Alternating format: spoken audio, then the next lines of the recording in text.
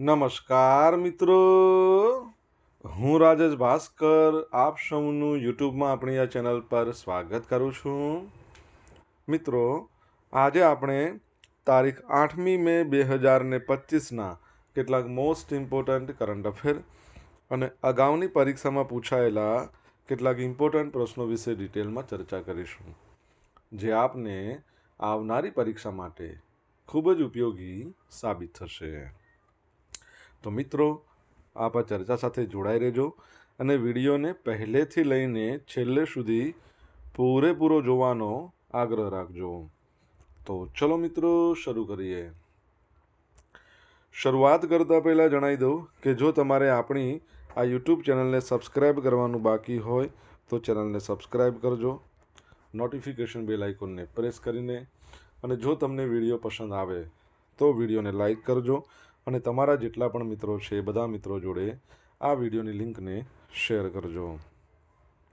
તો શરૂઆત કરીએ.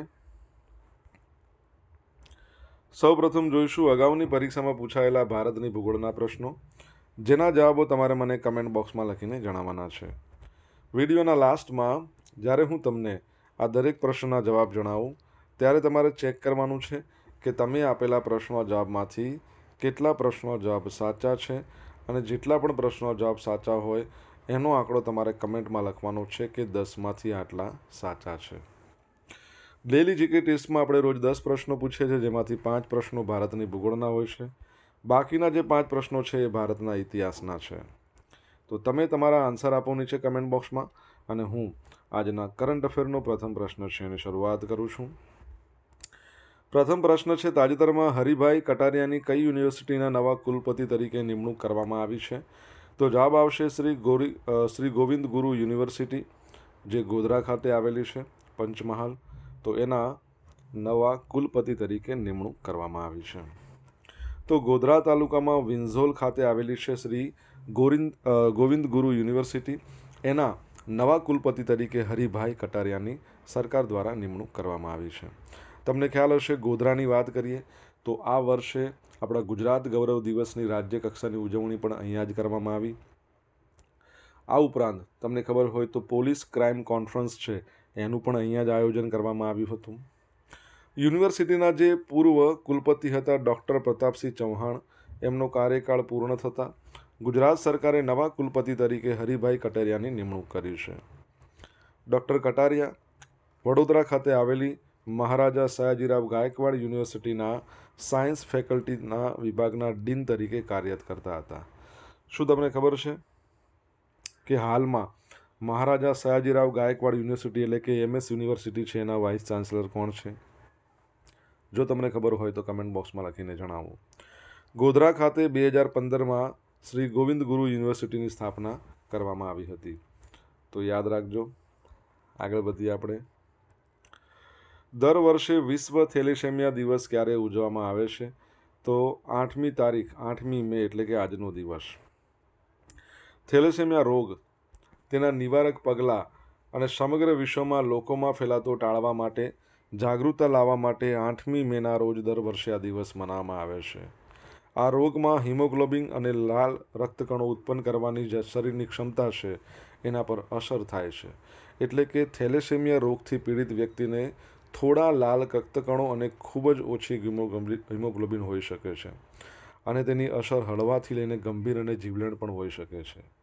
આ વર્ષની આની થીમ છે થેલેસેમિયા માટે એક સાથે, સમુદાયોને એક કરવા, દર્દીઓને પ્રાથમિકતા આપવી. બરાબર છે, આ યાદ રાખજો. ચલો, એક તમારા માટે પ્રશ્ન છે, આંતરરાષ્ટ્રીય નર્સ દિવસ ક્યારે મનાવવામાં આવે છે? આ જ મહિનામાં આવે છે. તમને આન્સર આવડતો હોય તો કમેન્ટ બોક્સમાં લખીને જણાવો. વિશ્વ રેડક્રોસ દિવસ એ પણ દર વર્ષે 8મી મેના રોજ મનાવવામાં આવે છે. તો દર વર્ષે 8મી મેના રોજ રેડક્રોસ અને ઇન્ટરનેશનલ કમિટી ઓફ રેડક્રોસ એના જે સ્થાપક હેનરી ડુનાન્ટ, એમની જન્મ જયંતિ નિમિત્તે વિશ્વ રેડક્રોસ દિવસ ઉજવવામાં આવે છે. તેમનો જન્મ 8મી મે 1828ના રોજ જીનીવામાં થયો હતો. એમને નોબલ શાંતિ પુરસ્કાર પણ મળ્યો હતો. તો આજે વિશ્વ રેડક્રોસ દિવસ પણ છે. તમારા માટે પ્રશ્ન છે કે વિશ્વ શાંતિ દિવસ દર વર્ષે ક્યારે ઉજવવામાં આવે છે? આન્સર આવડતો હોય તો કમેન્ટ બોક્સમાં લખીને જણાવો. પાકિસ્તાને અબ્દાલી બેલિસ્ટિક મિસાઇલનું પરીક્ષણ કર્યું. તો પાકિસ્તાને 450 કિલોમીટર સુધીની જમીનથી જમીન પર પ્રહાર કરી શકે તેવી બેલિસ્ટિક મિસાઇલનું સફળ પરીક્ષણ કર્યાનો દાવો કર્યો છે. તેમજ મિસાઇલ 500થી 700 કિલોગ્રામ પરમાણુ અને પરંપરાગત શસ્ત્રો લઈ જવામાં સક્ષમ છે. આ આધુનિક નેવિગેશન અને ગાઇડેડ પ્રણાલીથી સુસજ્જ છે. મિસાઇલનું નામ અબ્દાલી છે અને એનું પરીક્ષણ સોન મિયાની રેન્જમાં કરવામાં આવ્યું હતું. આ પરીક્ષણ સંભવત આર્મીની સ્ટ્રેટેજિક ફોર્સિસ કમાન્ડ હેઠળ કરાયેલા ઓપરેશન યુઝર ટ્રાયલનો હિસ્સો હતું અને જે પાકિસ્તાનના પરમાણુ સક્ષમ મિસાઇલ દળોની દેખરેખ કરે છે.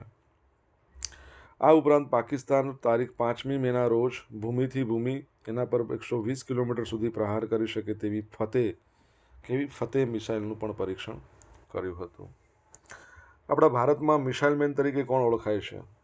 તમને ખબર હોય તો તમે જણાવી શકો છો. મિસાઇલ વુમેન તમને ખબર હશે, doctor Tessy Thomas. Missile man તમારે કહેવાના છે. મિત્રો, વિડીયો પસંદ આવ્યો હોય, ભણવાની મજા આવી હોય તો વિડીયોને એક લાઇક કરી દો. તમારા મિત્રો જોડે વિડીયોની લિંકને શેર કરી દો. આપણી બંને યુટ્યુબ ચેનલ છે રાજેશ ભાસ્કર 2, બંનેને સબસ્ક્રાઈબ કરો. નોટિફિકેશન બેલ આઇકોનને પ્રેસ કરીને. જો તમારે ડેલી કરંટ અફેરની PDF જોઈતી હોય તો આપણી ટેલિગ્રામ ચેનલ છે, એને જોઈન કરો. ટેલિગ્રામ ચેનલની લિંક વિડીયોની ડિસ્ક્રિપ્શનમાં આપેલી છે. અહીંથી તમને PDF તો મળવાની જ છે, સાથે સાથે પોલ્સ પણ રમવા મળશે. તાજેતરમાં ભારતીય વાયુસેનાએ પાકિસ્તાન અને POKની અંદર એર સ્ટ્રાઇક કરી તેને શું નામ આપવામાં આવ્યું છે? તો જવાબ આવશે ઓપરેશન સિંદૂર. તો ભારતીય સેનાએ 6-7 એપ્રિલની મધ્યરાત્રિ પછી પાકિસ્તાન અને POK એટલે કે પાકિસ્તાન અધિકૃત કાશ્મીરની અંદર એર સ્ટ્રાઇક કરી. આ હુમલામાં 7 શહેરોમાં 9 આતંકવાદી ઠેકાણાઓને નિશાન બનાવવામાં આવ્યા છે. ભારત દ્વારા પહેલગામ હુમલાના 15 દિવસ પછી આ એર સ્ટ્રાઇક કરવામાં આવી.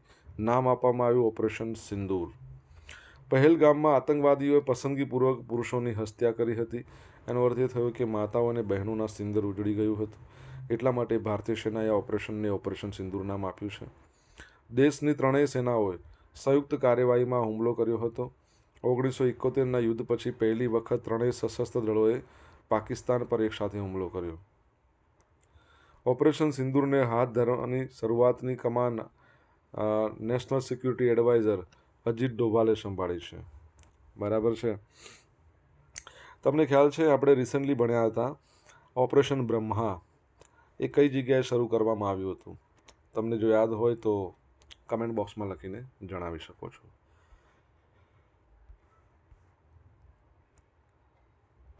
તાજેતરમાં પ્રધાનમંત્રીએ લગભગ 1460 કરોડ રૂપિયાની કિંમતના મિસાઇલ ટેસ્ટ રેન્જનો શિલાન્યાસ ક્યાં કર્યો છે? અહીંયા લખવાનું રહી ગયું છે. પ્રધાનમંત્રી નરેન્દ્ર મોદી સાહેબે કઈ જગ્યાએ 1460 કરોડ રૂપિયાની કિંમતના મિસાઇલ ટેસ્ટ રેન્જનો શિલાન્યાસ કર્યો? તો જવાબ આવશે નાગાએ લંકા. ક્યાં આવેલું છે? આંધ્રપ્રદેશમાં. તો પ્રધાનમંત્રીએ આંધ્રપ્રદેશમાં રાષ્ટ્રીય ધોરીમાર્ગ પ્રોજેક્ટનું ઉદ્ઘાટન કર્યું. આ પ્રોજેક્ટ્સમાં રાષ્ટ્રીય ધોરીમાર્ગના વિવિધ ભાગોને પહોળા કરવા, રોડ ઓવરબ્રિજ, સબવે એનું નિર્માણ, આ બધાનો સમાવેશ થાય છે. આ પ્રોજેક્ટ્સમાં રાષ્ટ્રીય ધોરીમાર્ગોના વિવિધ ભાગોને પહોળા કરવા, elevated corridor, half Clover leaf, road overbridge બધાનું નિર્માણ એ સામેલ છે. ગુંટકલ પશ્ચિમ અને મલપ્પા ગેર સ્ટેશન એના વચ્ચે રેલનું નિર્માણ, માલવાહક ટ્રેનોને બાયપાસ કરવા અને ગુંટકલ જંકશન પર ભીડ ઘટાડવાનો હેતુ ધરાવે છે. પ્રધાનમંત્રીએ 11,240 કરોડ રૂપિયાથી વધુના ખર્ચે વિધાનસભા, હાઈકોર્ટ, સચિવાલય, અન્ય વહીવટી ઇમારતો, 5200થી વધુ પરિવારો, એમના માટે રહેઠાણની ઇમારતો સહિતની અનેક માળખાકીય પ્રોજેક્ટ્સનો શિલાન્યાસ કર્યો હતો. હવે આની અંદર ટ્રંક ઇન્ફ્રાસ્ટ્રક્ચર, પૂર નિવારણ પ્રોજેક્ટનો પણ સમાવેશ, જેમાં 320 કિલોમીટરનું વિશ્વસ્તરીય પરિવહન નેટવર્ક, ભૂગર્ભ ઉપયોગિતાઓ અને અદ્યતન પૂર વ્યવસ્થાપન પ્રણાલીઓ, જેની કિંમત 17,400 કરોડ રૂપિયાથી વધુ હશે. આ ઉપરાંત લેન્ડ પુલિંગ સ્કીમ, માળખાગત પ્રોજેક્ટમાં જે રાજધાની છે ને આંધ્રપ્રદેશની અમરાવતી, એમાં સેન્ટ્રલ મીડિયન સાયકલ ટ્રેક, સંકલિત ઉપયોગિતાથી સજ્જ 2281 કિલોમીટરના રસ્તાને આવરી લેશે, જેની કિંમત લગભગ 29,400 કરોડ રૂપિયાથી વધુ હશે. પ્રધાનમંત્રીએ આંધ્રપ્રદેશના નાગાઈલંકા ખાતે લગભગ 1460 કરોડ રૂપિયાની કિંમતના મિસાઇલ ટેસ્ટ રેન્જનો શિલાન્યાસ કર્યો અને વિશાખાપટ્ટનમનું મધુરવાડા છે ત્યાં PM એકતા મોલ આ પણ પરીક્ષામાં પૂછાઈ શકે છે, એનો શિલાન્યાસ કરો. મને કહો, ભારતમાં આપણે રાષ્ટ્રીય એકતા દિવસ ક્યારે મનાવીએ છીએ? તમને જવાબ આવડતો હોય તો કમેન્ટ બોક્સમાં લખીને જણાવી શકો છો. યમનના નવા વડાપ્રધાન સલેમ સાલે બિન બ્રેક. તો યમનની પ્રેસિડેન્શિયલ લીડરશિપ કાઉન્સિલ એણે 5 મેના રોજ દેશના લાંબા સમયથી સેવા આપતા નાણામંત્રી સલેમ સાલે બિન બ્રેકને નવા વડાપ્રધાન તરીકે નિયુક્ત કર્યા છે. આ નિર્ણય અહેમદ અવદ બિન મુબારકના અચાનક રાજીનામા બાદ લેવામાં આવ્યો છે, જેમણે બંધારણીય મર્યાદાઓ અને મુખ્ય સુધારાઓને લાગુ કરવા માટે સત્તાના અભાવને કારણે રાજીનામું આપ્યું હતું.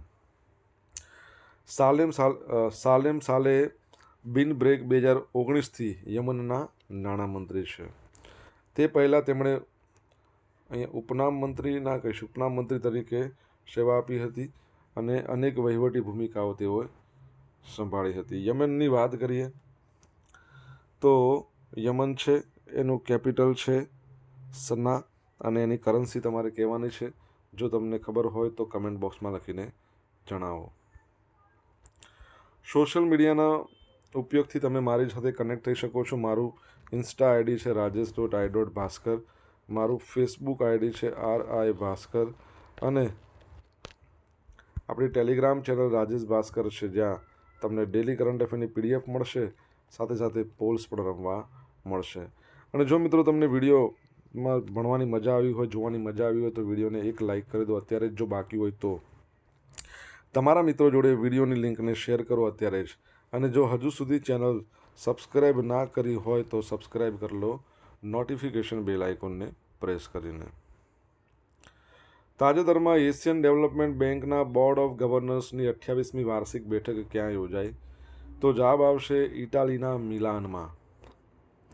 તો 4થી લઈને 7મી મેના રોજ ADBના બોર્ડ ઓફ ગવર્નર્સની 58મી વાર્ષિક બેઠક મિલાનમાં યોજાઈ ગઈ. 4 દિવસીય આ બેઠક હતી. આપણા નાણામંત્રી નિર્મલા સીતારમણ એમણે ભારતીય પ્રતિનિધિમંડળ એનું નેતૃત્વ કર્યું. આ બેઠકમાં જે ADBના બોર્ડ ઓફ ગવર્નર્સના સત્તાવાર જે પ્રતિનિધિમંડળો કહી શકીએ, ADBના સભ્યોના સત્તાવાર પ્રતિનિધિમંડળો કહી શકીએ, આંતરરાષ્ટ્રીય નાણાકીય સંસ્થાઓ, આ બધાએ આમાં ભાગ લીધો હતો. ADBની 58મી વાર્ષિક બેઠક દરમિયાન ADBના પ્રમુખ, આંતરરાષ્ટ્રીય કૃષિ વિકાસ ભંડોળના પ્રમુખ, જાપાન બેંક ફોર ઇન્ટરનેશનલ કોઓપરેશનના ગવર્નર સાથે મુલાકાત, આ ઉપરાંત ઇટલી, જાપાન અને ભૂટાનના નાણામંત્રીઓ સાથે દ્વિપક્ષીય બેઠકો પણ કરી હતી. ADBની વાત કરીએ, 1966માં એની સ્થાપના થઈ. એશિયન ડેવલપમેન્ટ બેંક, હેડક્વાર્ટર છે ફિલિપાઇન્સનું મનીલા. અને તમને ખબર હોય તો આપણે ભણ્યા હતા છેલ્લે કે એના અધ્યક્ષ નવા આવ્યા હતા. કોઈને યાદ હોય તો મતલબ તમે જણાવી શકો છો કમેન્ટ બોક્સમાં લખીને. ADBના નવા અધ્યક્ષ કોણ આવ્યા? કમેન્ટ બોક્સમાં લખો. એમેઝોન દ્વારા 27 સેટેલાઇટ લોન્ચ કરવામાં આવ્યા. ઇલોન મસ્કની જે કંપની છે સેટેલાઇટ ઇન્ટરનેટ સેવા પ્રોવાઈડ કરતી સ્ટારલિંક, એને ટક્કર આપવા ઝેફ બેઝોસની એમેઝોન દ્વારા 27 સેટેલાઇટ લોન્ચ કરવામાં આવ્યા છે. આ સેટેલાઇટ ગ્લોબલ ઇન્ટરનેટ કવરેજને વધુ મજબૂત બનાવવા માટે મોકલવામાં આવ્યા છે. The United Launch Alliance Atlas V રોકેટમાં ફ્લોરિડા આવેલા જે Cape Canaveral Space Force Station પરથી 28 એપ્રિલ તેને લોન્ચ કરવામાં આવ્યું હતું. પ્રોજેક્ટ કુપર હેઠળ એમેઝોને આ 80 રોકેટ લોન્ચ કર્યા હતા. તમને ખબર છે આપણી જે ભારતીય સેના છે, આપણું જે ISRO છે, એ પણ 52 સેટેલાઇટ લોન્ચ કર્યા હતા, મિલિટરી સેટેલાઇટ. અને તમને ખ્યાલ હશે કે થોડા સમય પહેલાં એમેઝોન છે એની જે આજે સ્પેસ એજન્સી છે બ્લુ એરિઝોન, એના દ્વારા કેટલી મહિલાઓને અવકાશમાં લઈ જઈને પાછી લાવવામાં આવી હતી 11 મિનિટ માટે. એક સાથે કેટલી મહિલાઓ? તમને જો આન્સર આવડતો હોય તો તમે કમેન્ટ બોક્સમાં લખીને જણાવી શકો છો. હવે મિત્રો જોઈશું અગાઉની પરીક્ષામાં પૂછાયેલા ભારતની ભૂગોળના પ્રશ્નો. પહેલો પ્રશ્ન, ગુરુગાંવ ક્યાં આવેલું છે? ગુરગાંવ પેલા એને ગુડગાંવ કહેતા હતા, હવે ગુરુગ્રામ કહેવાય છે હરિયાણામાં. ઇન્ટરનેશનલ સોલર એલિયન્સનું હેડક્વાર્ટર છે ત્યાં. વસ્તીના અંગભૂત ઘટકના સંદર્ભમાં પુશ એન્ડ પુલ કોને સંબંધિત છે? વસ્તીનું સ્થાનાંતર.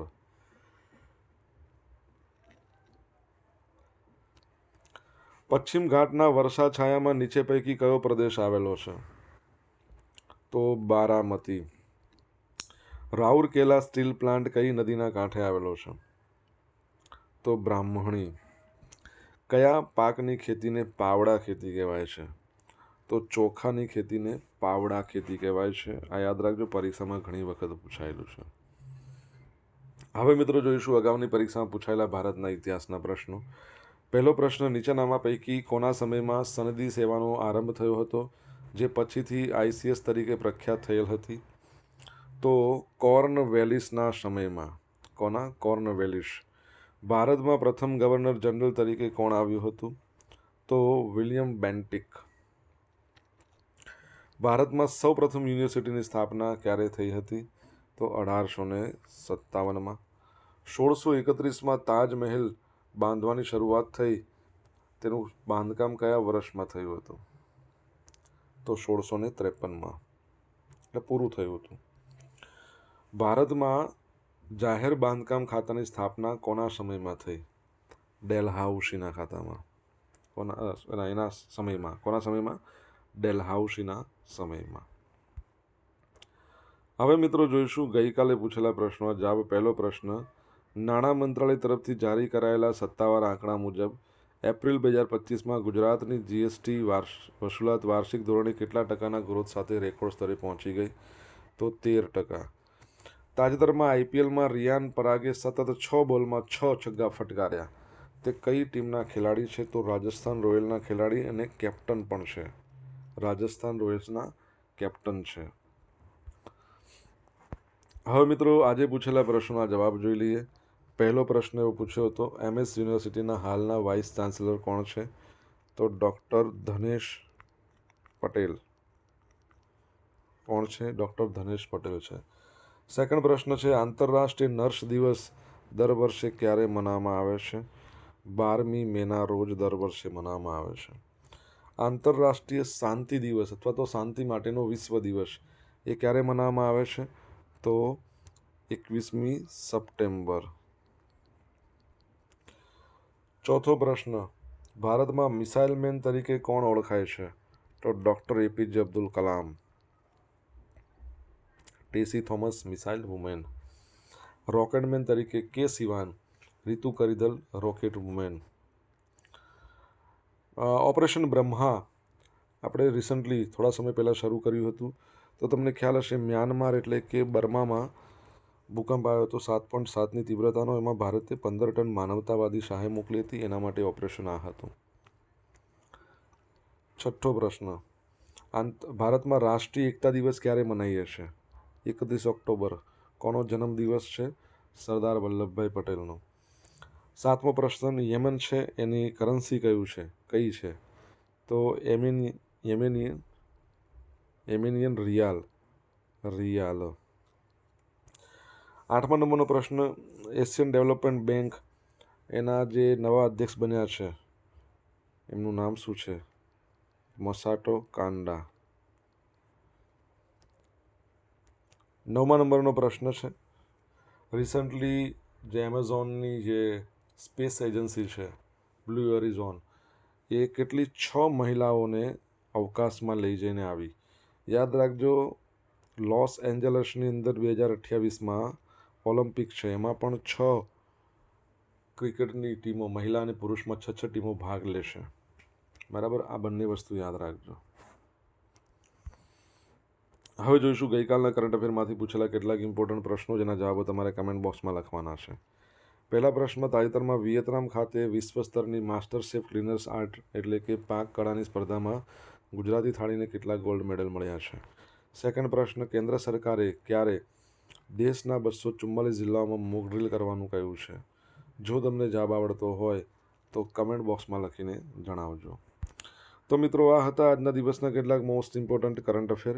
સાથે આપણે જોયું અગાઉની પરીક્ષામાં પૂછાયેલા ઇમ્પોર્ટન્ટ પ્રશ્નો, એના જવાબોની સાથે. આશા રાખું બધાને ભણવાની મજા આવી હશે. જો ભણવાની મજા આવી હોય તો વિડીયોને લાઇક કરો, તમારા મિત્રો જોડે વિડીયોની લિંકને શેર કરો. આપણી બંને યુટ્યુબ ચેનલ રાજેશ ભાસ્કર 2 એને સબસ્ક્રાઈબ કરો, નોટિફિકેશન બેલ આઇકોનને પ્રેસ કરીને. તો મિત્રો thank you so much for watching this video. Have a nice day. જય હિન્દ, જય ભારત, જય ગરવી ગુજરાત.